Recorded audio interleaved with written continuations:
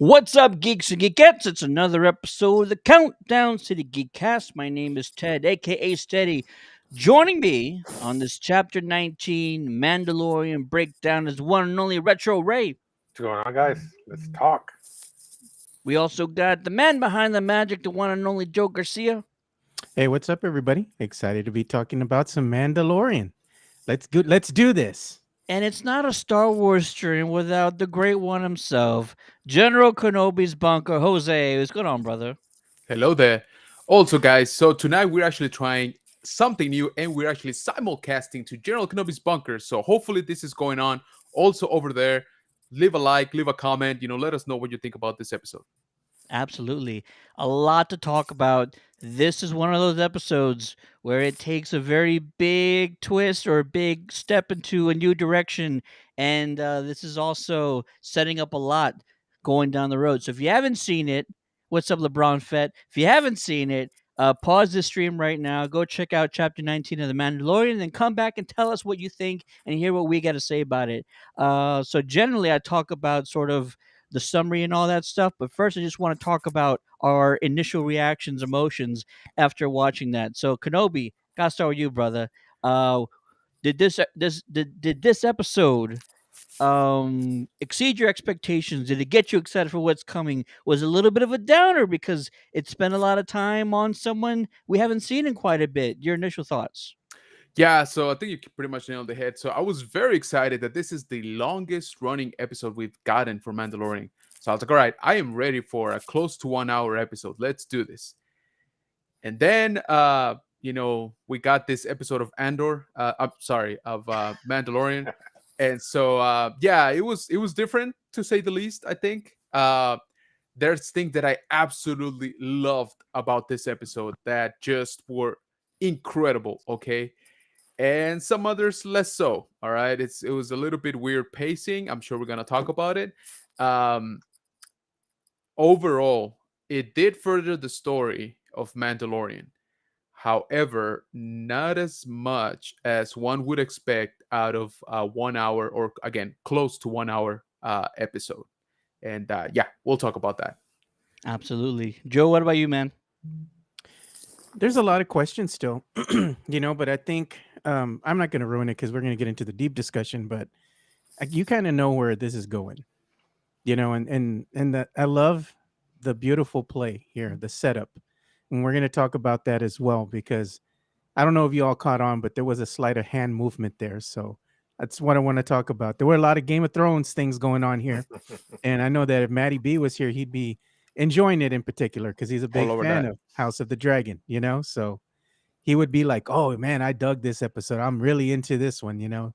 But it's great to see a different facet of what's happening with the people who were officers of the empire and now how they're being kind of acclimated back into society during this era of peace. That's something that we have not seen before, and I like the human aspect of everything, kind of peeling the curtain back and you being able to see what is it like to live in this era, now. So I thought it was good. I really enjoyed the episode.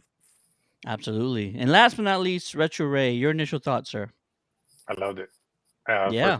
First thing that seeing Bo-Katan with that dogfight, and then Mando, that right there just sealed it for me.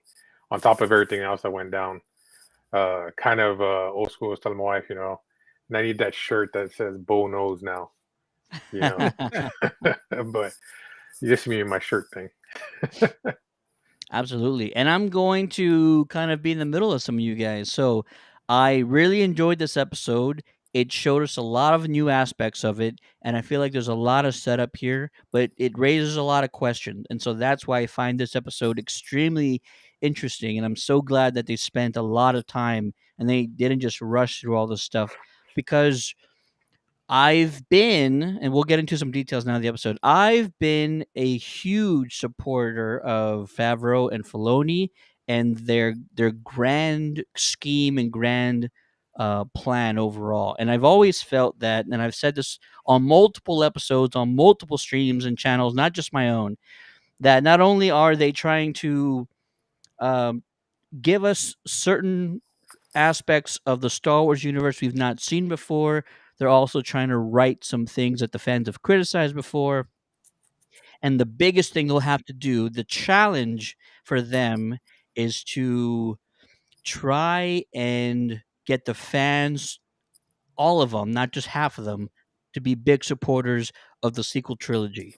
And I know that's a huge feat, and it's something that I felt was necessary to do because one of my criticisms of the sequel trilogy was that you had this first order come out of nowhere, and somehow they went from being part of the empire, which had been decimated in episode 6, The Return, and somehow they became this overwhelming force among the galaxy, able to destroy planets while the Republic was in full control of the galaxy. So it was already starting, sort of, I think, off on the wrong foot with audiences, trying to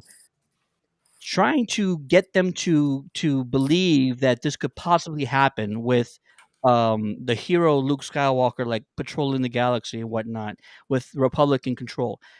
So, I feel like this is the very tiny seed right here. Like, these are the first potential remnants of what the First Order might become. We're starting to see little tiny factions, right? This might be just a tiny cell, if you will, of the remnants of the Empire. And sure, the Republic's like, hey, let's take all these folks and let's make them unique and honest members of society, and that's great. But we're already seeing that, not everybody's playing nice here, and I really enjoyed that part. Let's backtrack. We start this episode where we left off with Mando and Bo-Katan still in the mines of Mandalore. I saw half of this coming. I didn't see this other half. I said that Bo's gonna have this come to Jesus moment where she didn't believe the fables, she didn't believe the lore, she didn't believe the religion.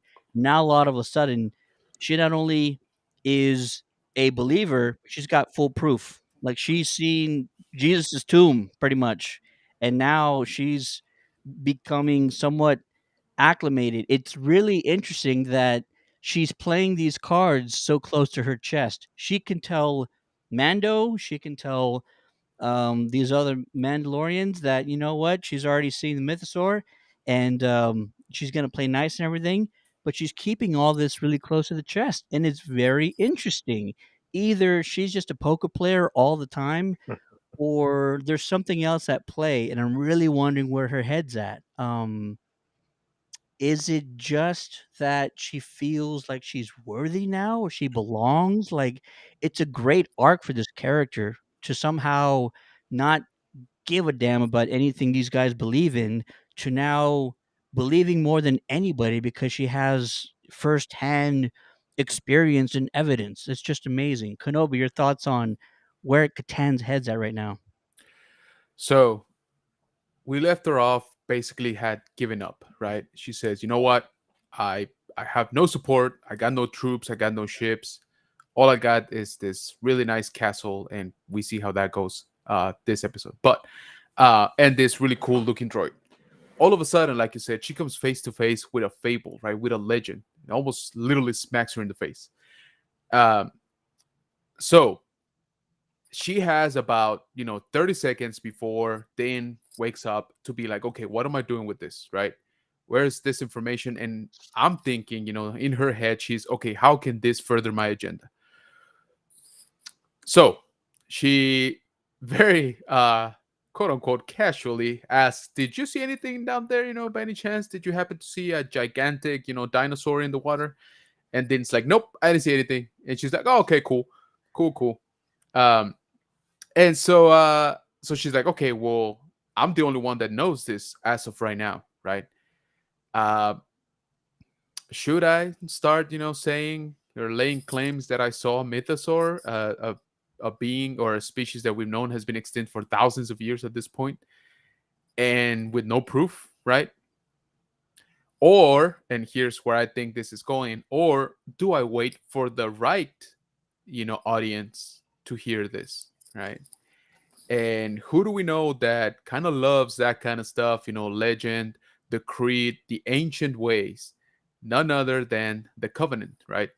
Din Djarin's covenant, which lo and behold, she ends up with at the end of this episode, right? And I kind of started getting a hint when she was piloting her ship, just being sort of casual, and they're just talking, blah, blah. And she still had her helmet on. I was like, huh. I bumped into that a little bit. I was like, that's kind of weird. Like, she usually, can't even like spend 30 seconds with it on and she has to take it off, right? And then of course, everything happens, all the action, sure. But then at the end, she's like, hey, by the way, you're you kind of got a pass here too. So if you want to take it, it's yours, right? Like you are a part of us right now because you've met all the criteria, basically. And she's like, oh, what? Gasp, surprise! I can't believe this is happening. Oh, Um, cool. yeah, but I guess I'll take it. I'll join you guys. Um, so yeah, I don't know. I kind of see it as being premeditated. I wouldn't say necessarily planned because I don't think she had planned to see a mythosaur down there. But I think her being a very intelligent person, right, and very manipulative up to a certain point. She's like, okay, how can I get the best out of this information, the best out of this situation? So the way I see it is, at the end of this episode, right, all of a sudden she's got a covenant, right? So she sort of got her troops back, and yeah, there you go. That's beautiful. And then and now all we need is sort of a few ships to transport them over, and I think these guys are gonna fight for me because I can claim that I saw a mythosaur or that I had a vision of where one is laying, or basically I can produce a mythosaur, right? Which is again the ultimate prophecy for these guys. So I think that's where we're heading. I'm actually pretty excited about that. I want to see where she goes with this. Yeah, I didn't see this, and it played out so beautifully. She didn't take her helmet off. She Yeah, also bathed in the living waters. exactly. I should have seen this at the end of the last episode. I'm like, oh, she could totally get in now. Yeah, She's part of the club. It exactly. damn it, I was too focused on the mythosaur. It Yeah, didn't we all it were. didn't process like what are the ramifications of her Yeah, getting in the waters herself. And exactly. it's so simple and it's just chef's kiss. So yeah, Agreed. this opens up a whole another world of possibilities on what would go on from here. But it's freaking awesome. LeBron Fett says, you know what, guys, chapter 19, I liked it. It's awesome. Legacy Nerd is in the chat saying, Yeah. yo, what's going on, sir? Josue says hello. Let's see. Do-do-do-do. Well, we're gonna get to Dr. Pershing here in a little bit, but yeah, glad they laid Dr. Pershing's story out there. Story well done. Definitely. And got a couple of highs in here. Awesome. What's up? What's up? What's up? I'll get caught up on the chat in a bit, I promise. Joe, I know you got a bunch of theories. You mentioned that when we first started, so lay it on us, man. What do you got? Yeah. So what's going on with Bo-Katan is that I think she doesn't really fully believe what she's seeing at this point in time. What? She saw the mythosaur, but she's asking, hey, Din Djarin, she's asking, did you see anything? Like, she wants to make sure like she wasn't tripping. Like, I did see that, right? Like, did you see something? He's like, no, I just fell in and it was deeper than I thought. And she's like, no, because with the bombing and all that, it shouldn't have been that deep to begin with. But she's looking for reassurance that, yes, she in fact did see that. Once she understands that he didn't see anything at all, she's like, okay, well, maybe I just should STF, shut the F up and not say anything, because that's a kind of an ace in the hole right there. She can play that card at a later time, so she's like, fine, whatever, we're gonna go ahead. And now she has no place to return home to, and that's kind of led her to be a little bit pissed off, of course, losing her palace. But more importantly, when she was having a conversation with Din Djarin, she was like, well, where are all these tie interceptors, not tie fighter, tie interceptors coming Interceptors. from. That's an awful lot of tie interceptors, you know. And you're saying some to refer to something like an awful lot of tie interceptors for a warlord. I don't think we're dealing with the warlord anymore. They've been teasing No. this for No. quite some time, and I know Star Wars fans have been going crazy across social media. Maybe they were alluding to that Grand Admiral Thrawn will finally make his debut, and that would be on, the Mandalorian. So who knows? It could be true, but one of these things that you hope for. But if it does happen, everybody's going to lose their shit, man. Everybody's just going to be screaming, yelling, and social media is going to erupt. But we've seen that the Mandalorian and the people behind Star Wars, aren't afraid to go ahead and take some chances and drop the mic, have those drop the mic moments like we saw with Luke, So I think we're going to be they're teasing something that's coming, and we're going to be very happy when, let's say, if in fact Grand Admiral Thrawn does make his debut.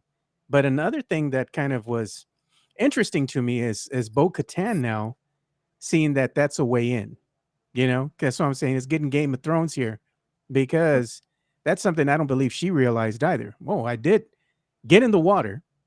I haven't taken off my helmet, and these people want to go ahead and bring me in as one of their own, and I don't got a place to live. It's like a saying from John Wick 4 from last night. We homeless people got to stick together. You know. Yep. So I think that she sees, okay, they're welcoming me, into their convent or whatever, commune, however you want to say it. But she's got pieces to the puzzle already falling into place. She knows that, her city, the home world, has breathable air. It's not cursed. It's very much alive. She has the mythosaur that she can go back to. She knows where the dark saber's at. So the last piece to this whole puzzle is execution. When does she want to go ahead and finally put all these things together and say, hey, let's go back to my home world because it is very much alive. Let's go ahead and reestablish the Mandalorian society.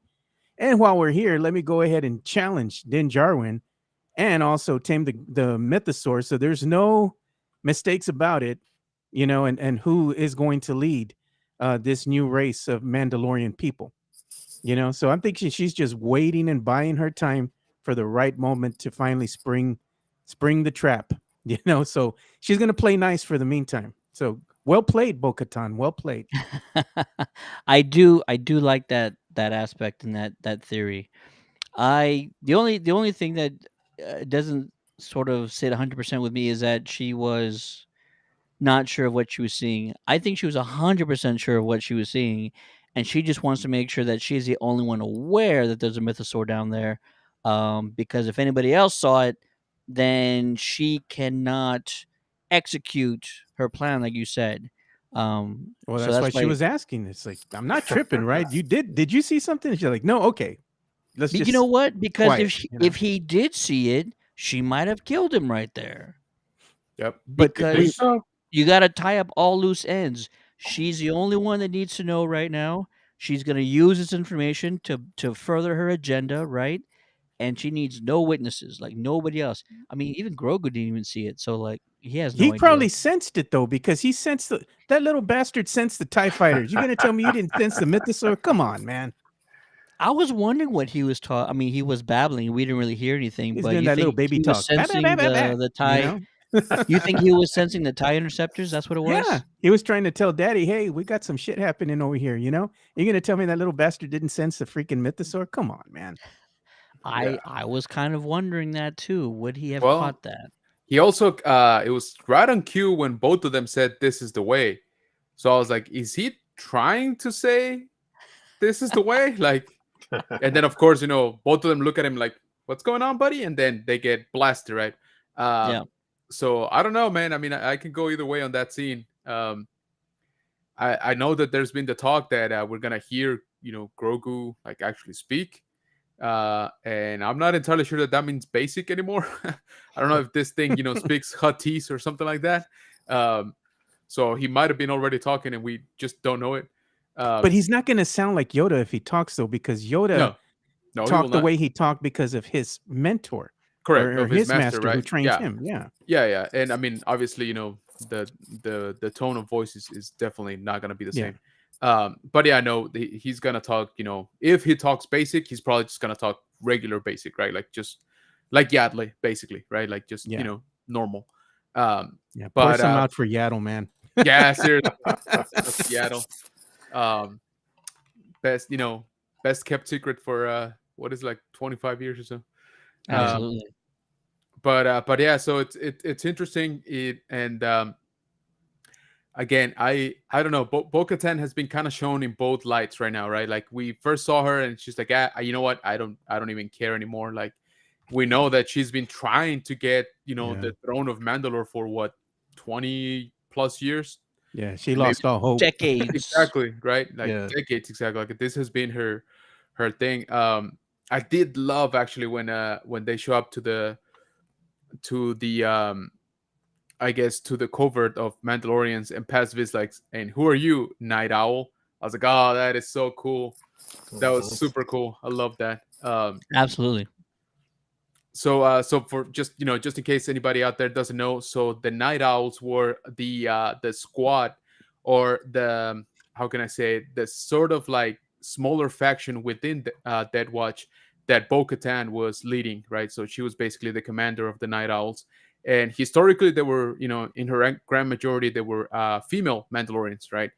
And so they had that sort of pattern on their helmets. So I thought that was really cool that Paz Vizsla identify her as one. Is it just me, or did you guys? I mean, this is just me thinking out loud. So I get that feeling that Grogu's gonna have the same characteristics that from Star Wars Rebels, where he has that sensitivity towards the animals, Like Ezra, you mean? Ezra did. You know what I mean? That'd be cool. I don't know. The little bastard couldn't sense the mythosaur, so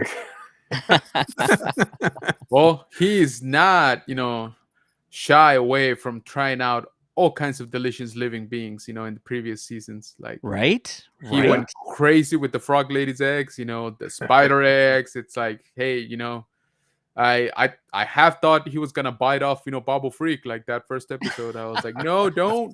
I was so worried for him. Yeah, I was me too. so I was like, worried. no, please no.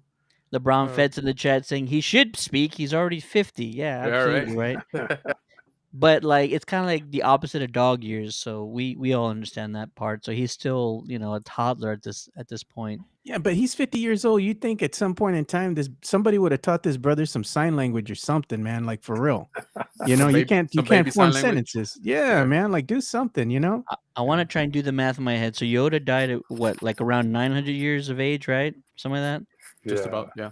So 900, this is roughly the first 1/18th of Yoda's life. If an average person's what, like he's probably like 10 80 or years something. old. Yeah, he's probably younger than that. He's probably like 5 or less maybe than around that. that aspect. Yeah, like for real, they can't have like a little pad or something, he can write on, or like they said, get him text to speak, something, man. Yeah, I mean, come on. You're going to tell me that we're in the future here? Stephen Hawkins was talking to that little machine that he had, I mean, come on. Yeah, absolutely. I would think, but yeah, we'll figure that part out. Let's get to Dr. Pershing now. It kind of felt right that this episode was one where they would really start to take a big, not a twist, but just start changing the direction a little bit of this season. And I think this was the right moment, and it gets really interesting in a lot of ways. We talked about this amnesty program. They're using previous Empire employees and putting them through this amnesty program, and it honestly, in some aspects, the Republic and the Empire are a lot of the same. I like the whole oh gosh, mind flayer device.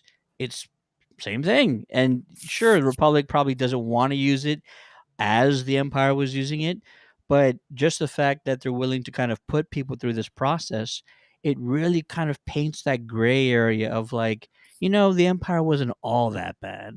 And I love it when they kind of do those things. Like Oh there yeah. were some things that they would probably agree on in a lot of ways. But I like that they're kind of putting this picture out there. I mean, these are the things we don't think about, but these are definitely some of the things that have to happen in order for this universe to transition back to control of under the Republic.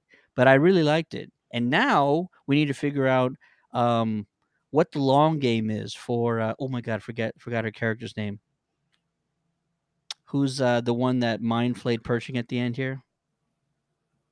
Oh, the Oh, one girl from Moff Gideon's ship. yeah, Yeah. yeah, Yeah. the chick from Gideon ship. Elvia or something like that. G68, I think that's what they gave her her Yeah, her acronym. destination. Elia? Was it Yeah. Elia? Elia? Something like that? It might have been. Let me look it up. But yeah, we knew we were gonna see her, more, right? We've known since just about the start of the season that was one of like almost confirmed. Um, it was interesting. Yeah, her name I was did. Elia Kane. Alien, Elia yeah. Kane. I love Um, that name, by the way. yeah, pretty cool.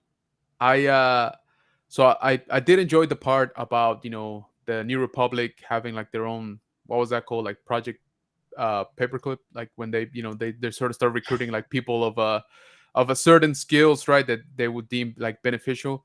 So that was introduced, like those what do they call them, like reintegration camps, that was introduced in one of the novels, Alphabet Squad, with obviously with one of the pilots. She was like an ace pilot for the Empire, and she was never on board after Operation Cinder, all of that stuff. And so she gets recruited.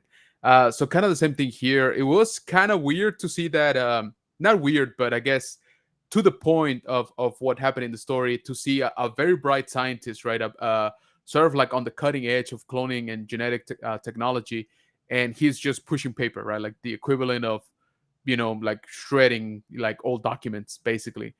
So you got this borderline genius, and you're having him like file, like past due tax reports. And so that was interesting, and of course that was on purpose to make him seem like his work wasn't really mattering like anymore as much as he thought his previous work was. I did like Aliens line when they're walking down like downtown Coruscant or on that square, and she's like, yeah, I've been here before. It is different now. It's like it looks kind of the same except for the cogwheels. Um, but she did say, we thought we were doing good, and I kind of felt like she shone through, like right there, like she laid out, a little bit more honesty than she meant, right? Like the character, I mean, as in, hey, I believed in what the Empire was doing, right? Like I thought we were like bringing order and peace to the galaxy. And then of course, it kind of seems like she's still on board with that. But I thought initially that the objective here was to get him to say yes to continuing the research, right? Um, which he did, but apparently that was just part of the setup, right? So I'm like, okay, well, I I can't believe that she just really really wanted to torture him with that new device, like, and that was like the end game, right? Like that was, this is my objective, and I'm gonna go through all this thing just to like get to mess with the you know watered down mind flayer. So I'm sure there's something else going on. We don't see it yet. My only gripe, honestly, is the time that we spent with them. I think it was a little bit too much. Uh, the story, I agree, makes sense. They are, I think, trying to portray something that's gonna pay off. Maybe not even in this season, right? Like it might be in the next or even the next season, right? Like we're like you said, we're trying to bridge all the way to the sequels, right, or the sequel era. But yeah, we only get 8 episodes, and this one, spent 40 minutes on these guys, and I'm like, yeah, I don't know. I mean, that could have been down to like 20. Yeah, I got a theory behind that. So I want to tell you this. Let's go. It's all sleight of hand. So Pershing is being set up because she's preying on his vulnerability Right. because he's new, you know, and she knows exactly what she wants. She knows what her objective is. So she's conning him into going to those shipyards, right? They Right. get inside the ship. They go directly towards that. Was it that facility, that medical facility? It's what is it, like a lab or something like that, right? Yeah. Did you all notice the vial of blood that was on the table? Yeah. She No. never took her hands off of it. Right. This was all one big setup because she needed someone to take the fall. Yeah. She wants to look like the good guy. The whole objective was not Pershing. The whole objective was for her to go and get that vial of blood, which I almost can guarantee it has to be a vial of blood from our little dear Grogu there. Yeah. And she looked at it real quick. She held on to it. She never put it down, and she hit that thing in her pants somewhere. Right. And she knew it was happening. She knew. She put her hands up too. She had a flashlight in her hand. That was it. Sleight of hand. She hit exactly what she was there to get. So the whole time was not Pershing. It was what Pershing needed to do, which is take the fall. That's where it got Game of Thrones in there. And to go ahead and make matters worse, she mind flared the bastard Yeah. at the end. You know, Yeah. thanks for all your hard work. That was just exactly. You know, wink, wink. I got you, brother. And she Yeah. went ahead and cranked it up. So Yeah. now he won't remember nothing. You know, Exactly. It's And I figured because I mean it was just like too quick, right? Like they barely get there and she knows exactly where to go, right? Like which Mhm. Star Destroyer, what deck, what gate to go in. Like it's not even that she had to look it up in a map or in a manifest or anything like that to say, oh yeah, this one Star Destroyer still has a lab. it's kind of like she was And she already just- there before. Exactly. You Yeah. know? She had already scoped it out. Yeah. That's what I thought too. No, like because- she was on that ship before. Like she knew what was going down. She Yeah. was with Moff Gideon for God knows how long. So she knows all the nefarious things that were going on with his ship and why he needed little Grogu's blood. Yeah. You know? Well, she was training him. I'm not training him, but she was testing the whole time when she's like, they're in that little park area and they're eating, I guess, like equivalent to a popsicle, and she Oh, tells yeah. him to touch the rock. So she's testing him to see right. how far she can get with him, and then slowly she started working him, like you were saying, to Yeah. get him to build that trust with her, and then The whole kicker is in order to go ahead and make this whole thing work, she plants the seed and watch it, and she's gonna watch it grow because it has to come from him. Yeah. You- Of course. He has to have the want to go there. She just gave him the little nudge, and he did all the rest on his own. yeah. And that son of a bitch never saw it was coming. You know, oh, I'm gonna go ahead and I'm gonna make everything better. And the stupid thing with this New Republic is they're a bunch of morons. You have all this gear from the Empire, technology, ships, everything. I get that they don't want to go ahead and have that idealistic view anymore of the remnants of the Empire. But as they said before, they're struggling, right? They're trying to erase every facet of it. You don't have money, you don't have control, and you want the power to bring peace to the galaxy. All these things don't run cheap, you know? So instead of just outright destroying this technology, you need to find a way to integrate it all together so it can actually help you as tools to bring about that peace that they want to the galaxy. Because in order for things to work, you have to make people understand one another. And right now, they're just kind of the flip side or the second coming of the Empire, where they are trying to bring about peace, but they have no idea what they're doing. So Mhm. what they're doing with the people that were in the Empire, you know, the old soldiers, they're trying to reintegrate them into society. You're still persecuting the people that you're trying to liberate.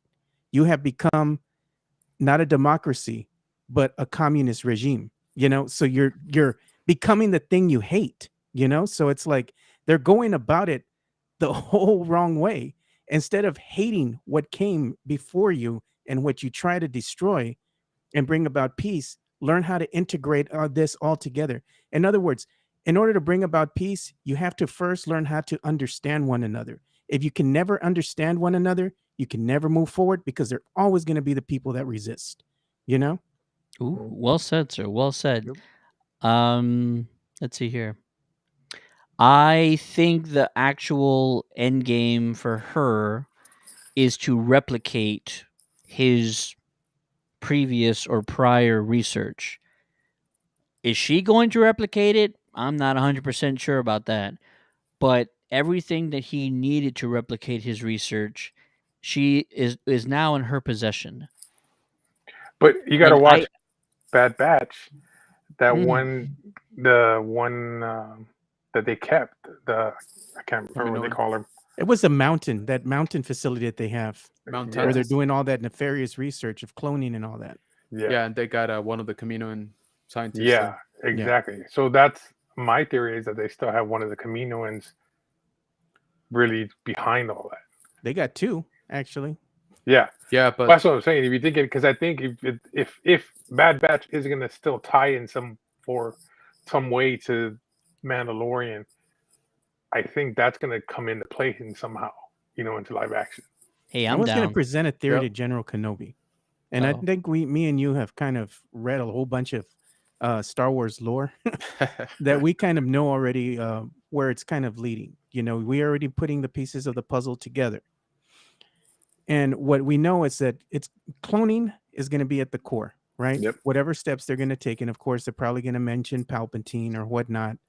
But beyond that, we know of other clones because we've played video games that we've seen Yep. other clones that were force sensitive, right? So maybe the move is to some way, somehow, and this is just a theory. I'm not saying that I know for sure, but presenting it to you, General Kenobi. I'm a big fan of another series called Battlestar Galactica, Oof. right? Oh yeah, And yeah, in yeah. That's some there, good Let me stuff. what start. was the thing that they did the best with their you know with their foes, with those robots, the So, Centurions, yeah, the silence. the Cylons, with the old ones. They had the Centurions, and then they had the ones that were flesh and blood, Yeah. Yeah. that were more like humans now. They weren't the actual robots anymore. They made a resurrection ship, right? Yep. Maybe the play, if you want to live forever, if you want to go ahead and have an army that will live in infamy, is to go ahead and make some type of a resurrection device. Right. In other words, where you might die, you can be resurrected because the essence can live in another vessel, just like Yeah. we've seen with Palpatine. So Yep. maybe somewhere down the line, somebody will actually devise such technology to go ahead and have a force sensitive who is very powerful be able to, transfer their essence into clones that can actually be almost as powerful as the original. Yep. So Mhm. that's just something that I've been thinking about over and over again because it seems like not only in the Bad Batch, but also in the Mandalorian here, they keep Exactly. referencing cloning technology. Yeah, What do it Oh you yeah. think? seems.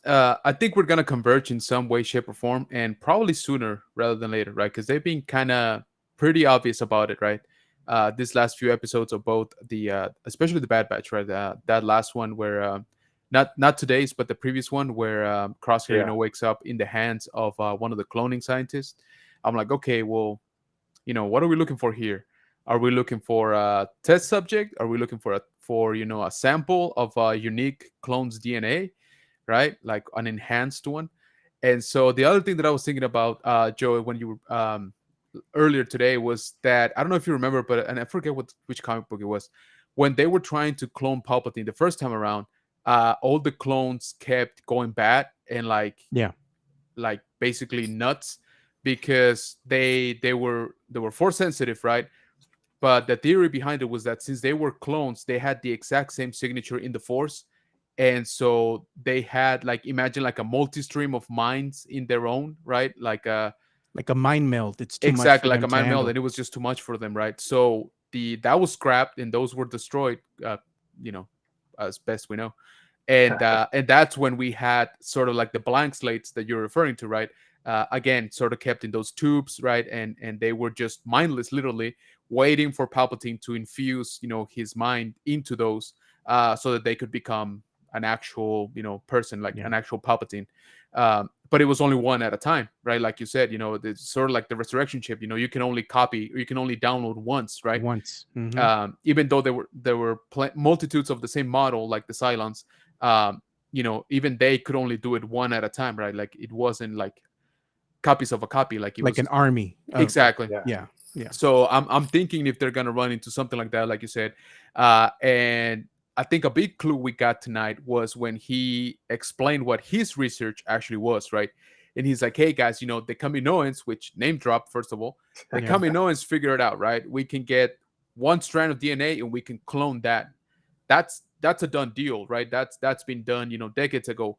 My research was kind of, cherry Combining. picking, right? Like he said two donors. I don't know if that was, He said multiple. I think he said Yeah. multiple. He said multiple. and like recombining, right, to the best of the abilities. So that's when I was like, okay, are we talking about uh midichlorian infused, right, clones?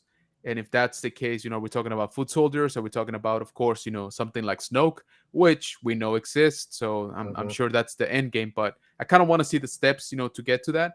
And I think we're gonna get a pretty big hint, coming up on both season finales here. Bad Batch is coming up, just about the same time as Mando. And so, yeah, it's gonna get pretty interesting. But it definitely has to do with the cloning. Yeah, We also got to was it? remember too, we got Yeah, Christopher Lloyd we haven't seen yet. So yeah, who's he Yep. gonna be?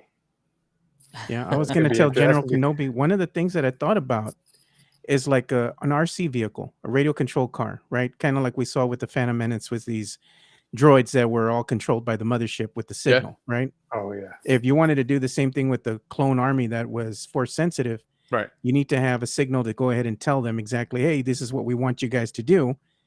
But in order to go ahead and have multiple copies of the same person, you would just need to add some type of inhibitor chip.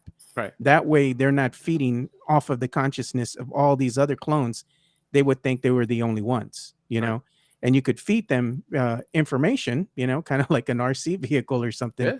and make them do what you want them to do. Because Yeah. at the end of the day, they're just following orders. And why can't you engineer them to do that? You Exactly. know, because we've seen that with the Bad Batch, as far as like the clones and all that, they had to put chips inside of their heads in order for them to be To in comply. compliance. Yeah. Yep. I like all the theories, and this is actually something that I wanted to theorize when we first even saw Baby Grogu. We met Dr. Pershing for the last time, and he was wearing the outfit that was from the facility on with the Kaminoans, on the facility on Camino. So, what is the purpose for all this stuff? And again, I just think that we're not just watching these series that are just going to lead to nothing. They want to try and show us that the sequel trilogies started from somewhere. the Yep. the sequel trilogies, the seeds were planted long before, and that's why these events were allowed to happen to begin with. That's why these forces were allowed to grow and to conquer to begin with, because they all started from specific or certain events. I am really interested in finding out where these tie interceptors come from, Yep. and is Elia working with or for the same individual that is running and leading these forces with Right. these tie interceptors. I mean, these could be two stories that are going to be converging in this season, and that's why we're doing this right now. So this is all very interesting stuff, and I can't wait to find out how it all turns out. But I am really excited, and again, I don't know if anybody's just thought about it or seen it, but like they're going to show us, because nobody really bought it in the first place. Like why Palpatine came back to begin with. Again, Favreau and Filoni, it's probably not something they were asked to do. It's just something that they decided. We're going to fix all these things, and this is going to be one of those things we're going to fix. Palpatine came back. This is how. It wasn't just like a snap of the fingers, like we kind of showed in the movie, in the trilogy, in Yeah. the final movie. Yeah. But this was a very long game, and one of the things I was worried about, because I talked about this before, was if you need to bring back Palpatine or someone like Palpatine, you usually have to have a source in order to do that. And so I'm really hoping that we don't have to lose little Grogu eventually, because we Right. know Palpatine comes back. We know what happens, and I don't want him to be um, used to make that occur. So yeah, that would be devastating in my opinion. Yeah. Well, the Agreed. other thing I had with Grogu is that they need him because they need to be able to harvest metachlorians, right? That's really why they're after his blood. But in Palpatine's case, Palpatine did sire children. So if you want to go ahead and get, his DNA or a good copy of his genetic material, you just need to go to the next living relative, you know? So if you have the next living relative where you can go ahead and extract their genetic material and you can go ahead and get the metachlorians. Like you want the metachlorian count that you want. You want it to be really strong, and you have the let's say the I guess the blood sample from little Grogu. You have the makings of exactly what Pershing's technology does, which is the combining of different genetic material in order to make one vessel. So, in theory, it's possible. You just need to be able to have refine the process in order for everything to happen. And I think what you're seeing with the Snoke clones is Yeah. there's something unique going on with that actual vessel or inside that body that they have to keep using him, or using that fractured body, because let's face it, it's all messed up. It's like a Frankenstein thing, like Mary Shelley's Frankenstein. That's exactly what Snoke is. But for some reason, that is the only vessel that can actually withstand, I guess, the stress that comes along with Palpatine being able to control the vessel. So there's going to be something there that'll explain everything, I'm sure. But there's a reason probably why he looks that way. Right. Well, I mean, it also too. You look at back into the Bad Batch, where and even Clone Wars, where they are taking force sensitive children from when they're kids. There's no telling how many kids they have taken blood from those kids. And like you were saying, and he was saying in the show, how they're taking bits and pieces. What if they're taking a bit of this person, and they're combining them all, and they're trying to create the most, I don't want to say most strongest, but they're trying to create a superior force sensitive clone of some sort that, like you were saying, that's why they're losing control and they can't. Yeah. They're Wouldn't losing it their be mind. badass though if they did bring about a dark Jedi? We haven't really seen that before. We've heard Yeah. the myths about them, and they're not Sith, they're not Jedi. They fall Right. somewhere in between, you Yeah. know. And I'm sure General Kenobi knows about that too, because me and him, we know a whole lot when it comes to Star Wars lore. So he knows what I'm talking about when I'm referring to a dark Jedi.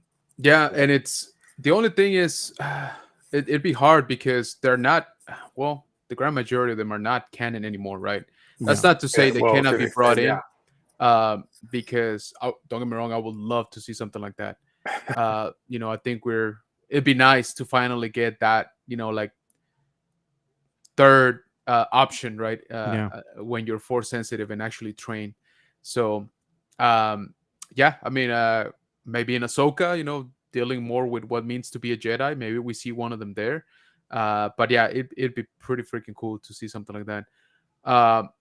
The other thing I was thinking about when Ted was talking about those tie interceptors is those things don't have a hyperdrive, right? No. Mhm. So they usually need a carrier, Mhm. and that was a whole lot of tie interceptors, right? So I would think I'm thinking Star Destroyer at this point, right?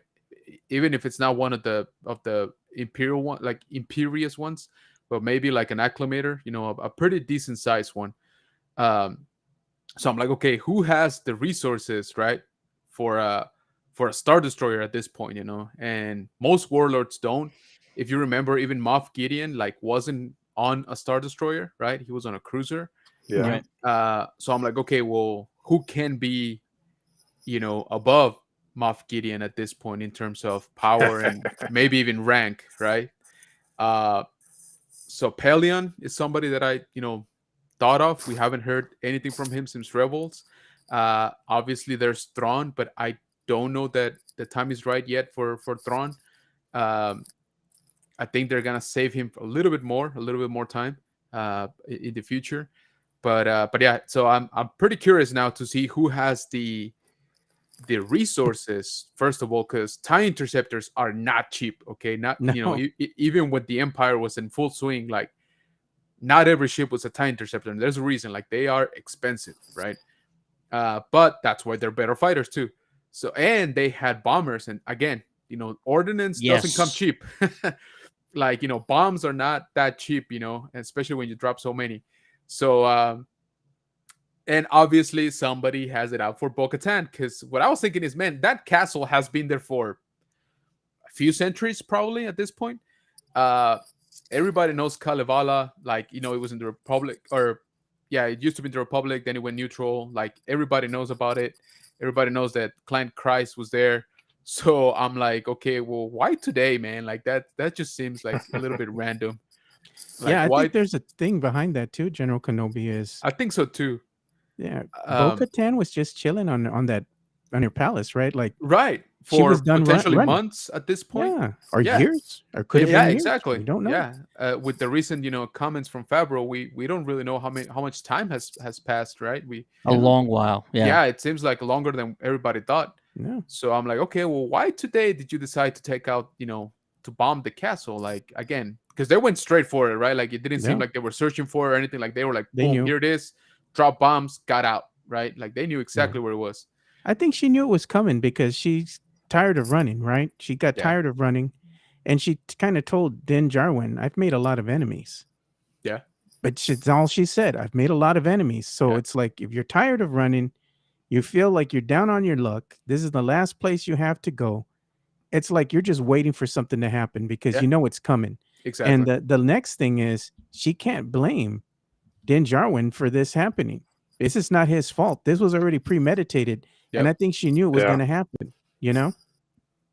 Well, then also too, in those TIE fighters, when you saw them coming out, you noticed a real big cloud, and that's where they're coming out of. I'm wondering if a starship was behind that cloud. Yeah, it could be. I mean, Could like I be. said, that those things don't travel at hyperspeed, so they always got to be dropped off. Um, The mothership has to be nearby. yeah, exactly. Mhm. Yeah. Hey, did y'all catch the music though? When It they was were kind of in talking with Dr. Pershing, Yes. that ominous music, dude, I got chills when I was listening to that. Yes. I was Yeah. like, damn, that was badass, dude. So I couldn't pinpoint it, to be honest with you. I just like it did struck a nerve. I was like, I've heard this before, right? And somebody mentioned that it's John Williams from, I think it's The Rite of the Resistance, something like that, from an Force Awakens. That scene when Poe and Black Squadron ride in like by the water, like that song.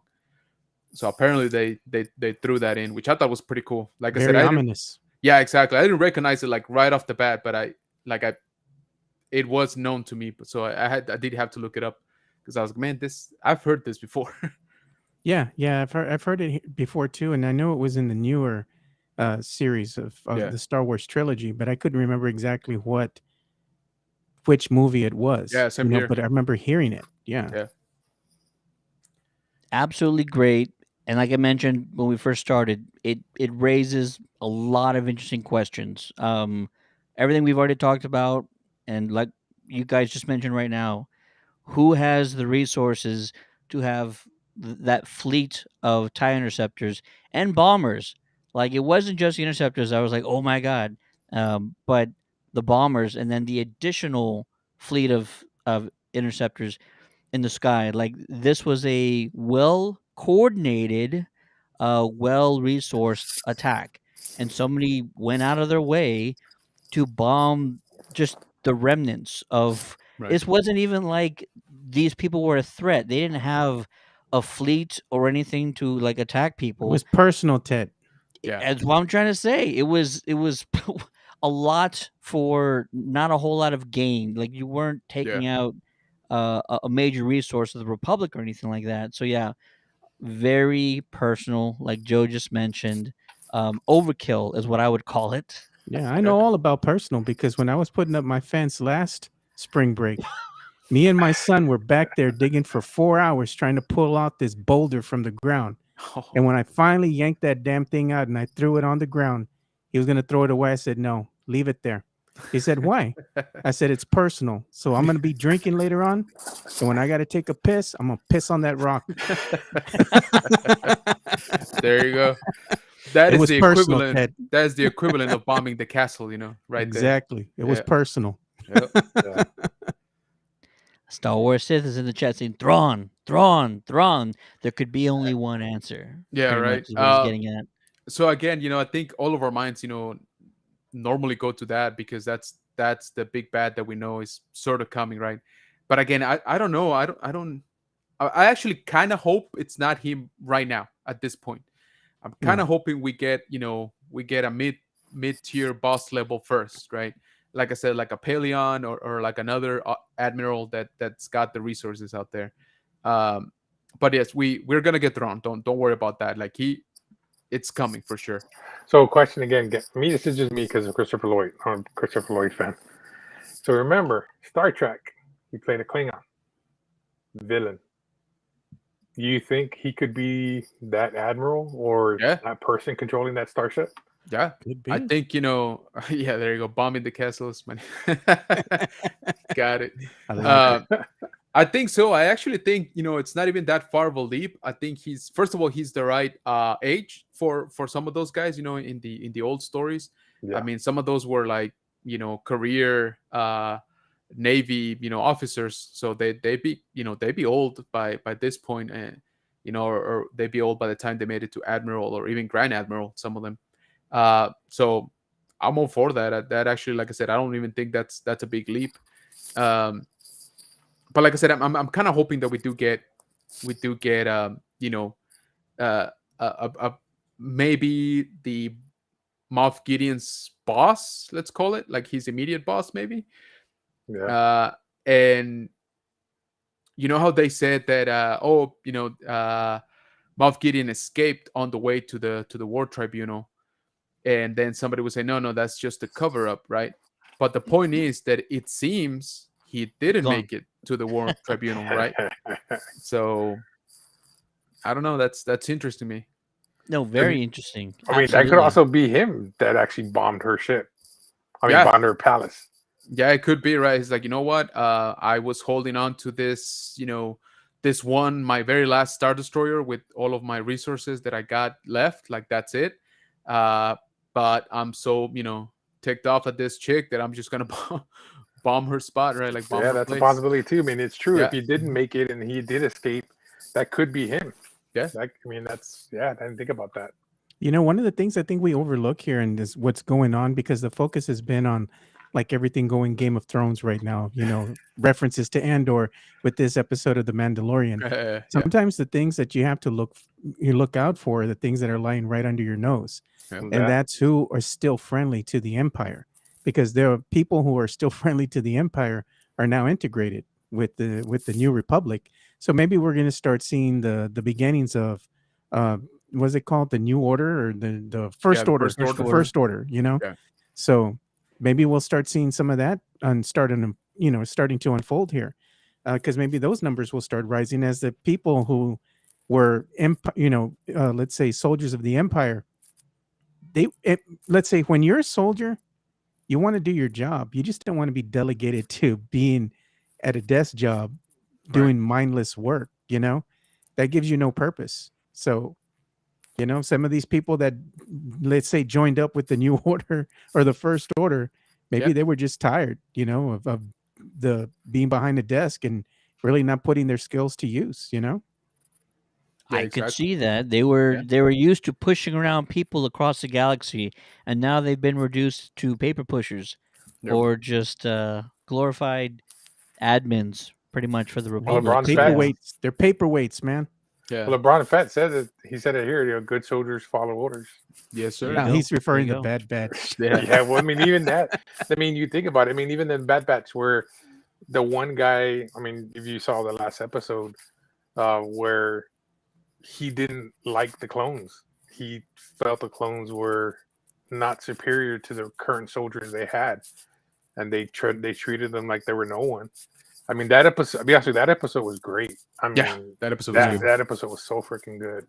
It was With crazy. at the very Crosshairs, you end. mean Crosshairs? Yeah, Finally. Crosshairs. What he Yeah. did at the end, it just like it was him with the straw broke his camel's back, basically. That was a very deep and a very dark episode, kind of showing you what's happening within the I guess the ranks of the Empire, and how they once used the clones to get what they want, and how disposable they are, and they really don't mean anything at this point. They're just meaningless relics of a bygone era. They got to make Exactly. way for progress now. They're aging out, and they're like, I think secretly what they're really doing is like, okay, it's time for retirement. Let's take you into this room to go ahead and get the formalities done. And they just shoot them. They get them in there all at once and just pretty gas much. them. Boom, That's what I we're was done. thinking too. Yeah. Happy retirement. Yeah, exactly. Save the Empire money. Yep, exactly. One quick line that I absolutely love that we haven't talked about yet is Dr. Pershing laying on this table as he's about to get mind flayed or just mildly mind flayed, and he's trying to tell this officer, this Mon Calamari officer, that it was a trap, and it was just like got a little I chuckle out of know. me. The irony. Yeah. It's a trap. Yeah. And it's like he was like, I know that line. Yeah. He kind of looked like I remember that. I, I recognize that. Yeah. yeah. I actually kind of love the way how the I guess like the rich people and like the politicians like how the guy says like, "Oh, can you believe I was almost drafted?" And she's like, "No, that was the Empire." And he's like, "Oh yeah." He's like, "Empire, Rebels, New Republic, it's all the same." Like they're so rich that they do not care like who's like even who's in power, right? Like they don't care about the wars, you know, they don't care about like the cost, you know, like they're so above it all. Like I was like, man, that's kind of crazy, like to think, right? No, um not all of them oppose but the war. War is no, good for business. yeah, You yeah, know, that's what I was gonna say. I'm sure somebody made a pretty penny like out of it. That is one scene that I about the only one scene that I could say I rescue from the Canto Bright like casino Yeah. sequence when the guy's like, "Oh yeah, I sell X-wings, I sell TIE fighters." He's like, "What do you mean? Like you're selling to both bands?" Like, yeah, it's just it's money's money, right? Like just whether business. whether it comes from the Resistance or it comes from the First Order. He's like, I don't care. Like I get to spend it. So You know what'd be the irony of ironies, General Kenobi? what's up? If they go ahead and have like, hey, they order a whole bunch of parts for the Galactic Empire, right? They need TIE fighter engines, or they need ordnance, Yeah. to go ahead and refuel their stock. They're replenishing stock here. And in that same order, in that same ship, they have an order for the Rebel Alliance, Yeah. That'd be Hey awesome. man, we got parts for everybody. This is Yeah, paying exactly. customers. We're yeah, whoever pays, we don't care. Yeah. Yeah, not to spend too much time going back to episode 8, but that was one of the weirdest. That one like threw me for a loop. It caught me way off guard, but telling your audience that none of this matters is pretty much what it was. What it came down to. Like Yeah. this entire saga, this entire Yeah. franchise, the motivations of your characters, nothing, none of it matters. These people don't care who wins, who loses, Right. none of that stuff. And it was the weirdest, strangest thing, sort of not a subplot, but just I don't even know, just a sub message that you put into your Star Wars film that none of it matters. Nobody cares. It doesn't matter who wins or who loses. It's gonna go on forever, like that kind of a thing. Super strange, sort of, to tell Yeah. your general audiences. And again, it's sort of something that's thrown into this episode, even though it's sort of kind of a throwaway line. It's similar to that message that came out of episode 8, and it might be one of those reoccurring things I keep talking about, trying to fix the criticisms of past Star Wars films, Yeah. Filoni and what Favreau doing. Yeah. And you can say I'm wrong, but it keeps happening where they keep bringing up metachlorians and M count and the Sarlacc pit. Like, we will see Jar Jar eventually. People Oh, who God. criticize Jar Jar, he's coming back, and we're closer than ever. Like, we're on course on now. So yeah, he's just around the corner. I actually Dude, thought we'd see him in this episode, but we I want to didn't. see So yeah, Hondo. That's who I want to see, Hondo. there you go. Hondo Onaka. Yeah. The Bronx Head says, "I really hate episode 8." Yeah, you're not alone.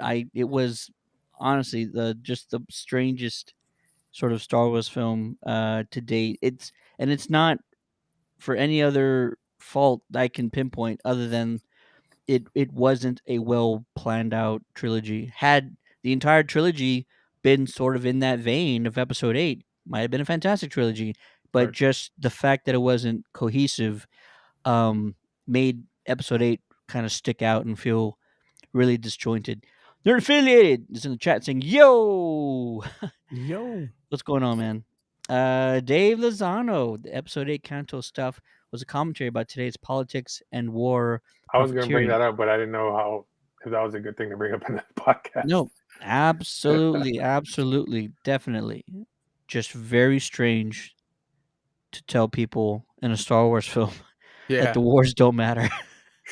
Yeah, it's kind of like the same thing that's happening right now with Ukraine, and Russia. You have all these other nations that are trying to go ahead and lend aid, but at the same time, they're going to be profiting off of the war and off of casualties on both sides. It's not a good thing at the end of the day when you think about it. Yes, you're trying to help people who are oppressed, but at the end of the day, there's casualties, and there's real world consequences. And I think that's some of the things that kind of mirror what's going on with Star Wars and how similar the world building is. It's very well done. Yeah, Yeah, absolutely. definitely. I agree. Let's sort of find a conclusion here. There's a couple of threads that we've been talking about. Number one is Bo is definitely keeping her cards close to her chest, and when the right moment appears or the right opportunity comes around, she may definitely make a play at leading this faction of Mandalorians. And that's kind of, I think, what we're all trying to say here. But beautifully done how they kind of pivoted her character, and I just think it was extremely well done. Elia, on the other hand, the other thread that's going on here, she's definitely working for someone else. I don't think, as a prior communications officer, that she has any idea what um to do with this information. I'm actually still trying to figure out, like, sort of what she gained here. Do you really think it's just the blood that she gained here? Was it the tools that Pershing put together for her, or is also Pershing getting, like, severely mind flayed also part of it? Does he survive that? I don't know if he survives that, or maybe she's just like erasing everything. But then he's not useful to her going forward. If Yeah, if it it's wiped seems out. like. He was the fall guy, Teddy. That's all it No, was. I totally get Yeah. it. Totally get that. There could be also like, the seeding of, it's like, hey man, look how the New Republic ended up treating you, right? Like you came over to their side, you try to do good, right? And you got, first of all, you got shafted for it, and then that you even got, tortured, which of course, sucks. And so maybe, yeah, there you go. Maybe come back over to us, right? Maybe somebody else from the Empire makes contact and says, hey, you know what? uh, Over here, we still appreciate your research. You'll be giving everything that you need to continue it and do good in the galaxy, right? I mean, I don't know. They could be trying to hit it from multiple angles, right? If nothing else, like you said, they got the blood. I'm not too sure who has a copy of the data for his research, right? And he did like handpick some of that equipment, right? So if nothing else, you saw what he picked out, right? So you're like, okay, you know what? That kit that he was putting together, just get 20 of those and send them out, right? Right. So it could have been on different levels too. Yeah, she's playing both sides though. Yeah. She's very good at what she's doing. That espionage Oh kind of yeah. spy thing going on, like Andor. She's a very good actor. know, Yeah. so she knows exactly what she's doing, and I think her whole job in this whole thing is just to follow the orders and do what needs to be done for in her mind the greater good. Yep. you know because how is the new republic better than the empire? They're still oppressing their people in some which way or form. It's not making things better. In fact, what the empire was doing in a weird way is they were bringing order to the galaxy, even though they were forcing people to Right. do things. A lot of the people, when they were liberated, Yeah. were quite upset because they didn't have that structure anymore. Right. Because when the new republic comes into play and takes over, there's no structure. I was gonna Everybody's say just it's doing just whatever they chaos. want. Yeah. Wild, wild west. So it's like Yep. they're like, we want to be oppressed again because at least we were taken care of. And So to your yeah, point, when the guy in the cubicle says like, "Hey man, like I'll be honest with you, we were super, backed up with work. behind. Like we got an inventory of this, blah blah." And then he says, "We're decommissioning the Alliance fleet."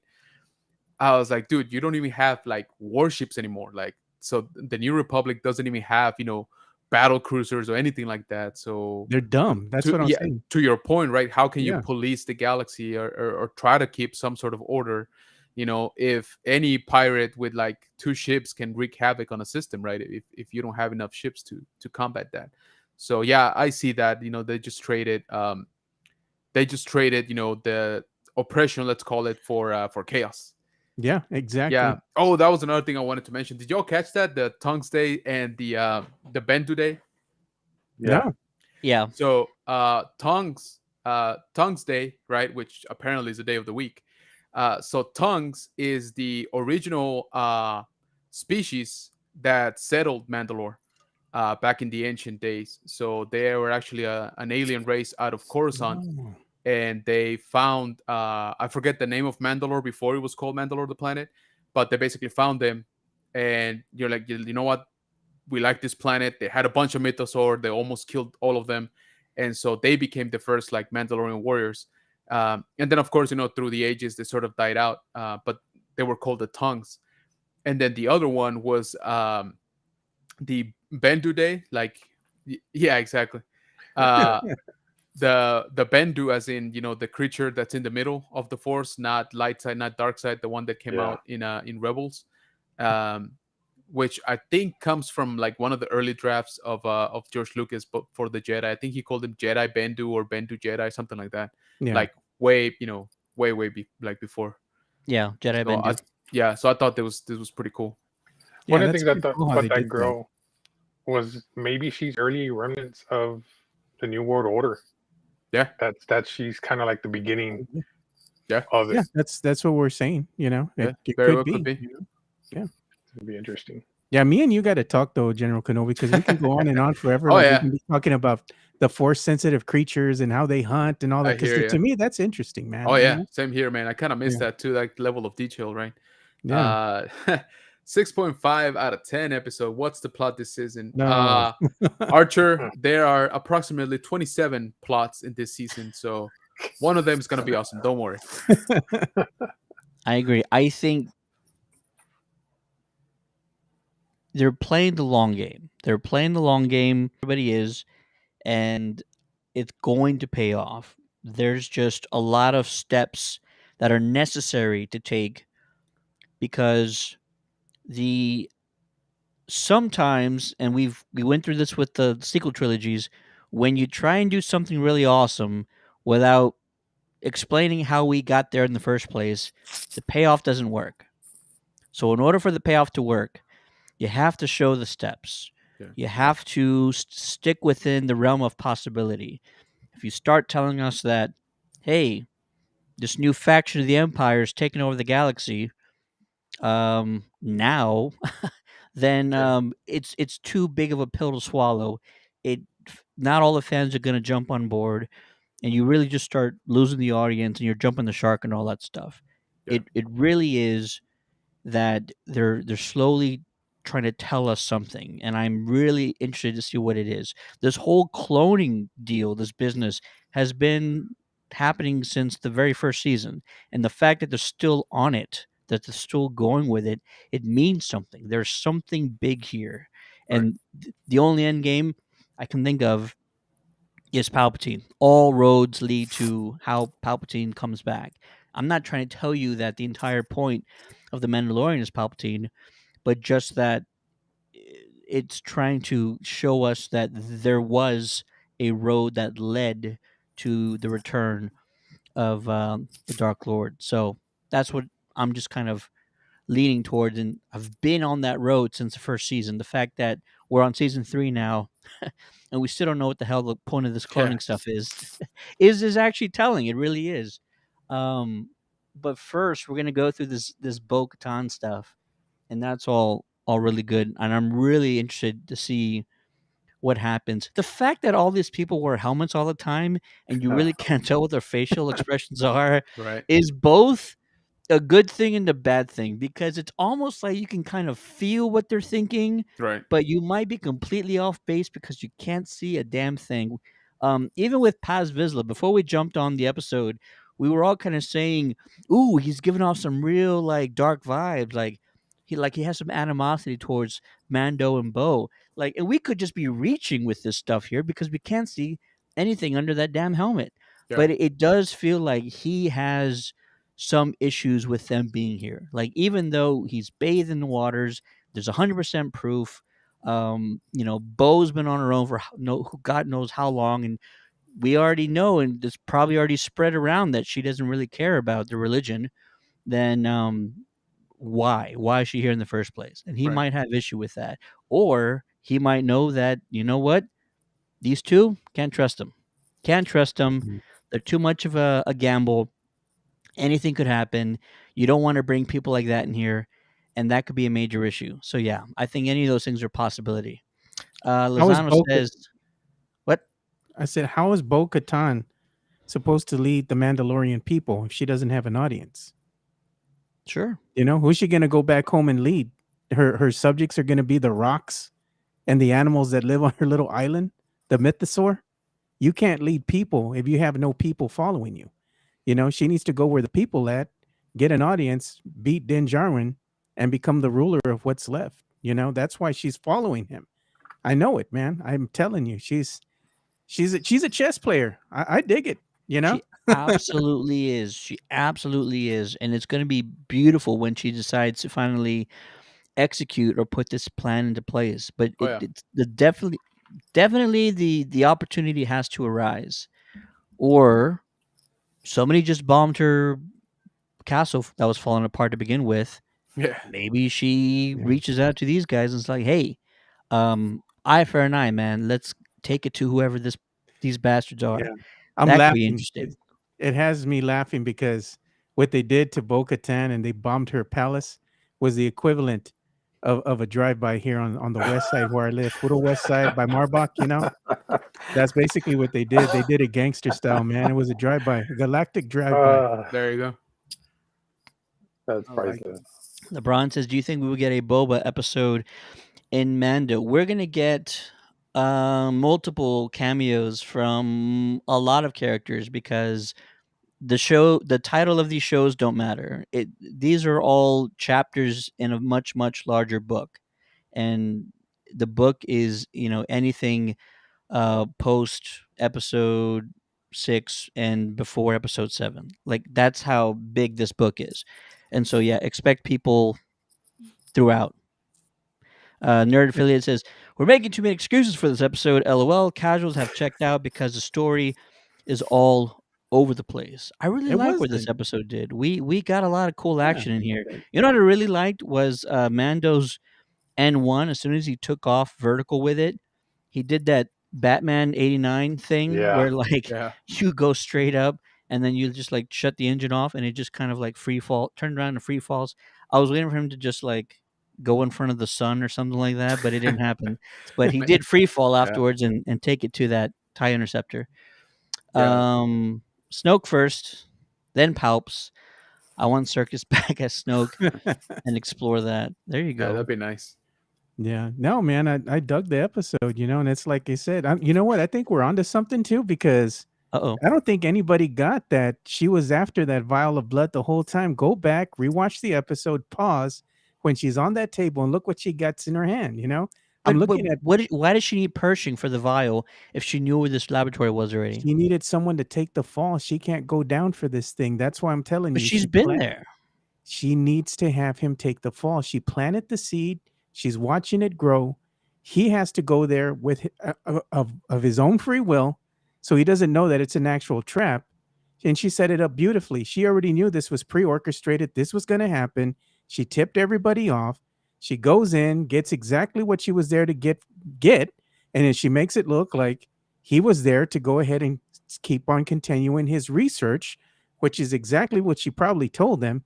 This is exactly what happened. And what does everybody do at the end? They commend her for it. Oh, you're one of the ones that is a success in our program. You've done everything. Yeah. It's you're a testament to the program working, blah, blah, blah. She just knows how to play the system, man. I mean, that's why Pershing was there the whole damn time. She was just playing the brother and he fell for it, man. Well, not I'll even give just him. I'll give you that one. She seems like she's, the good puppy. Like she got a biscuit and gold star for the week. She's getting in the good grace of the Republic. Maybe that comes with a kind of more responsibilities or a title change and gives her Well, she exactly can what she needs extract more afterwards. information. I'll She's a give you that one. spy. She's a spy. She's just doing her job. She's playing it to perfection until somebody can finally oust her, which is going to take somebody smarter than her. So I don't know. We're going to actually see that here because we look like we got a lot of dummies, that are in charge of the new alliance or whatever they want to call themselves. Yeah. I don't think it's going to happen. I think she's going to get exactly what she wants. She's going to play them for the fools that they are, and hey, you can't hate. You can't hate. Don't hate the player, hate the game. You know? There you go. Well, you remember, like for example, when he first comes to the table with all of them drinking, and those guys have known her for a while, didn't know that she worked with Gideon. Gideon. yeah, Gideon. So they were kind of shocked, like, oh, you worked with Gideon. So they didn't even know he's Right. the one that outed her on that. So yeah, I mean, like you said, she was probably in there that wasn't expecting him to come in, and him coming in that kind of just helped her out fulfill her mission. Yeah. If anything happens, if they do a continuation of what's going to happen after this new alliance or whatever, I don't think that that whatever comes after the new order or whatever, they don't got to worry, man. Sometimes you got to let people beat themselves, and I think that will unfold within the next 30 years or so. They're gonna run out of money. They're gonna run out of resources, and what they're doing is just pure stupidity, you know. Lozano says Bo is assembling all Mandos, even the ones that worship the flying spaghetti monster. Absolutely. Yeah. And it says, preach. It is a book with chapters, clearly, because even the book of Boba, it's called the book of Boba. It was a chapter, obviously, yeah. Interesting point about playing like a chess game. I can't wait to see Bo versus the Armorer, says Samir. LeBron Fett. And No, she's Lozano gonna go says, against Din Jarwin. They've already shown that. I've known some Elliot Canes in my past. Haven't we all? Haven't we I all? think everybody's had a couple fatal attractions, bro. If you haven't, right. you haven't lived. Absolutely. Listen, every season of like most good shows have an episode where they sort of take a massive pivot and really start going down a road that we weren't expecting before. This is that episode, in my opinion. I think now we can really see the plot accelerating from here and getting into some very interesting facets. But like I mentioned before, like we've already seen 2 seasons of this show from Favreau and Filoni. Like we've already seen them like just lay the stepping stones along the way. They don't give you everything in one episode. I really think that in order for this to really have the payoff they're looking for, they're really having to do this one step at a time. And I don't know. I'm also taking the word from um, Giancarlo when I last spoke to him. He said this season is going to be off the chain, and I'm full on board with anything that he has to say about this episode. We should see him pretty soon, if you ask me. I mean, 3 episodes in, not too many more left. Yep. He's got to show up sooner or later, and I still think we're going to get either a tease or a cameo of somebody even bigger and badder than him for Can I sure. ask Retro Ray a question here? Huh? Hey, Ray. Yeah. So, as a fan, you being a fan of Star Wars, being a fan of The Mandalorian, what are you looking forward to more, the most this season? I mean, what is it that you really want to see out of this series? So me, I watched all the animated series. Teasing us with the space wells. I want to see Sabine, possibly. At least some remnants of her, then leading up into Ahsoka, and then we see her more in Ahsoka.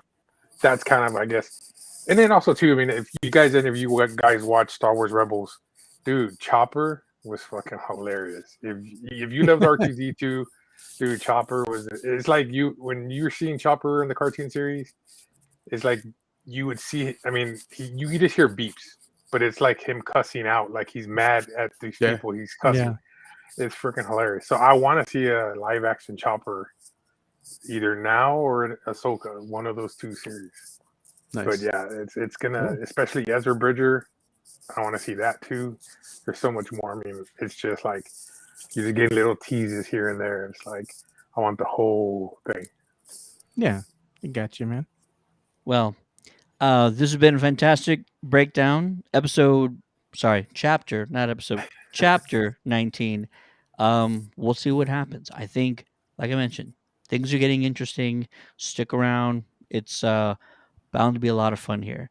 Real quick, in case you missed our post earlier this week, we are having, for the first time ever in our hometown, the first public theatrical screening of Zack Snyder's Justice League, aka the Snyder Cut. It's been 2 years on Saturday. that this film has been released, this iconic epic film. Yes, Red and Stutter.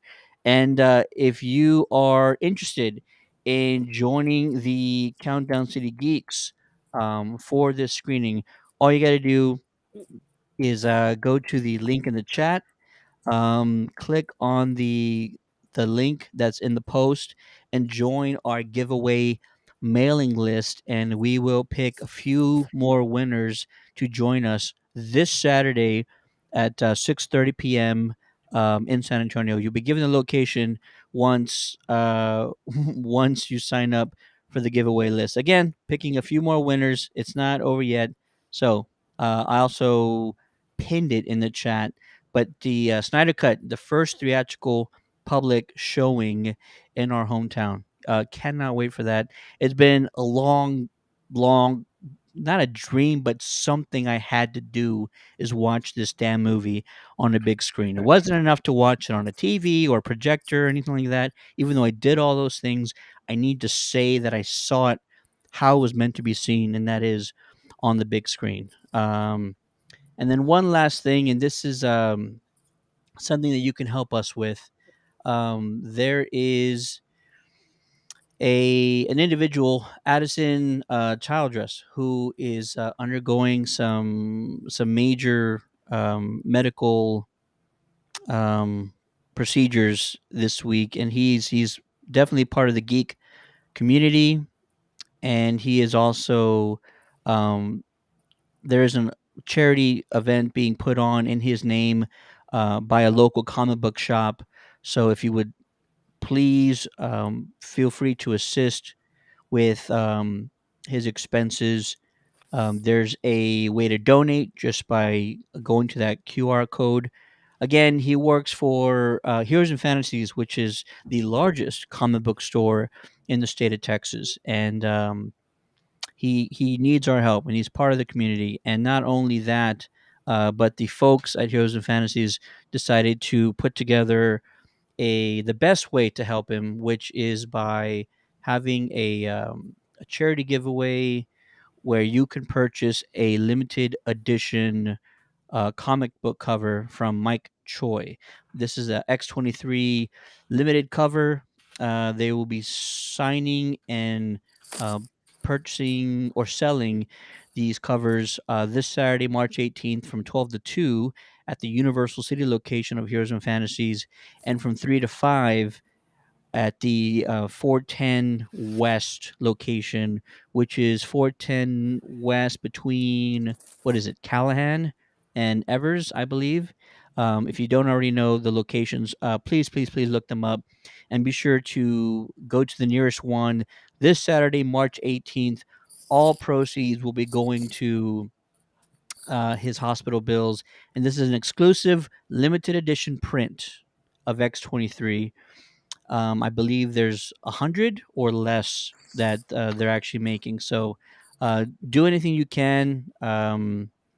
Addison is part of the geek community. He's an employee of Heroes and Fantasies, and this is going to benefit him and his family greatly. So if you're in the San Antonio area, please, please, please help out any way you can, either by going down in person on Saturday or just by going back to that QR code that we put up earlier and helping part of the someone in our geek community out who needs it. Awesome. And then also too, if y'all don't know who Mike Choi is, he's the artist who did the Punisher art cover with Tim Duncan on the cover. So he's the guy who did the artwork. So he's the guy who did the X-23. He's worked on DC, Marvel. So his artwork is well done. So, and also if you notice detail into the X-23, she's rocking the San Antonio Spurs. Well, it's not the Spurs, it says San Antonio. But you know what it is. You know. Those are the old school. Those are the old school designs. Yeah, The throwbacks, if you will. Absolutely. And listen, I've been a part of this geek community all my life, and I know what they're capable of when you motivate them and you organize them for a great cause. The Ghostbusters community, we put on a toy drive this past winter, and we raised nearly 12,000 toys across the country with 40 different chapters. So if you're again in the San Antonio area or nearby, or if you're not, there's still ways to help Addison with his procedure by going to that QR code and donating anything you can. Again, he's part of the local Heroes and Fantasies network, and he needs our help. So, geeks, stand up, do anything you can.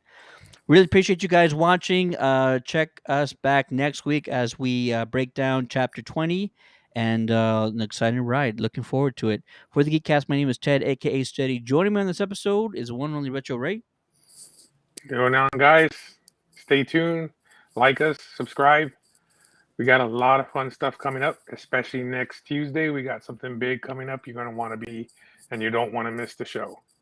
Absolutely. He's teasing a stream that we're going to be doing with an official Mighty Morphin Power Ranger. I use that term specifically because it's a long known character, actor in the Power Ranger community. The man behind the magic, the one and only Joe Garcia. Yeah, thanks for watching, everybody, for our long discussion here of The Mandalorian. We look forward to having more of these discussions with you in the future. And like always, make sure you like, subscribe, and share. And also give our good friend over here, General Kenobi's Bunker, a follow, and make sure you subscribe to his channel up on YouTube. Great follow, by the way, and very knowledgeable about Star Wars. So great show, guys. Look forward to talking with you all again next week. Absolutely. One of the best, Jose himself, General Kenobi's Bunker. Appreciate that, guys. So for you that are following the stream over on General Kenobi's Bunker, I just dropped the link for the giveaway that Ted was talking about. So go check out that link. Go join our mailing list, please, and win some tickets. Win some. Be in touch with us, and we're gonna be emailing you some information about upcoming giveaways, things like that. So definitely, please check out that link. Thank you so much for joining us here. This was, like I said, a little bit of an experiment, cross streaming, between the Countdown to the Geekcast and General Kenobi's Bunker. I hope that you like it. If it goes smoothly, I think this might be the way to go for the rest of the season for Mandalorian. As as you saw, we got some pretty knowledgeable people here, and we can have that much of a richer discussion for each episode. So thanks again for watching, guys. If you haven't, please go follow Countdown City Geeks over on Facebook, Instagram, YouTube, TikTok, basically everywhere. Okay. So thank you on my behalf for the High Ground, another episode. I appreciate you guys. We will come back Friday for another review on the debrief about Bad Batch Season 2. This is going to be for tonight's episode that dropped. So make sure to check on that. Please follow me on Instagram as I post all of the upcoming events there. And another thing is General Kenobi's Bunker here. When you follow him, he's one of the few Star Wars channels that I know on YouTube that actually can go ahead and talk to you about what's going on with these episodes in Espanol también. So muy bien, General Yeah. Kenobi. Muy bien. Thank you. Yeah, I was like, you know what? Who needs sleep? So we decided to launch a second channel, which aptly called General Kenobi's Bunker en Español. And believe it or not, after this, I'm going to record the breakdown for Mandalorian's, this episode. It won't be this long, don't worry, because I would probably die if I keep going. So appreciate the shout out. And yeah, guys, definitely go check out General Kenobi's Bunker en Español. Absolutely. Have a great night, folks. See you next week.